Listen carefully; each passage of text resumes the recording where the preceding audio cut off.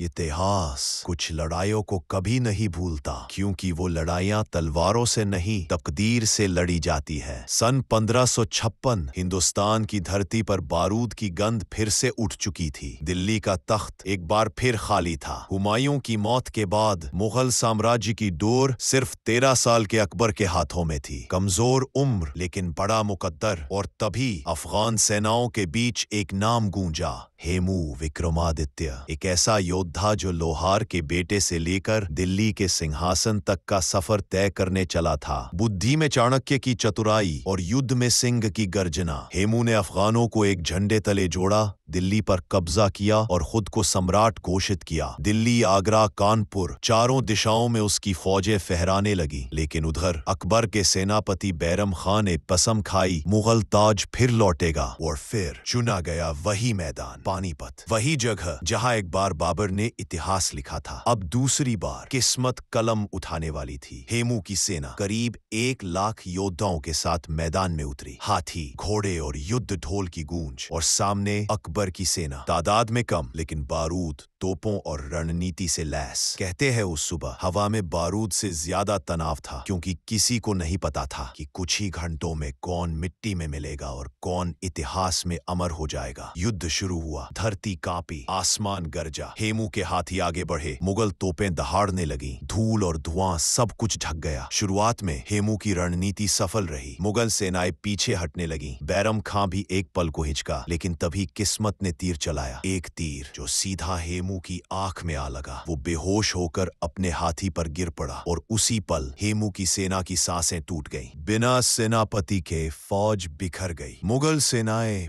पलटवार करती है, घोड़े गरजते हैं, तोपें बरसती है और कुछ ही घंटों में मैदान लाल हो चुका था। हेमू को जिंदा पकड़ लिया गया। उसे अकबर के सामने लाया गया। कहते हैं बैरम खां ने कहा, ये तेरी पहली जीत है, इसे अपने हाथों से खत्म करो। लेकिन 13 साल का अकबर खामोश रहा। उसने तलवार नहीं उठाई। बैरम खां ने खुद हेमू का सिर कलम किया और उसी के साथ मुगल राज फिर से हिंदुस्तान में कायम हो गया। दूसरी पानीपत की लड़ाई ने सिर्फ एक सम्राट की नहीं, पूरा इतिहास बदल दिया। अगर उस दिन वो तीर हेमू की आंख पर न लगता तो शायद हिंदुस्तान की कहानी कुछ और होती। कभी कभी एक पल, एक तीर, एक फैसला पूरे युग की दिशा बदल देता है। कहते हैं पानीपत के मैदान की मिट्टी आज भी जब हवा में उड़ती है तो उसमें हेमू की अधूरी जीत की खुशबू आती है।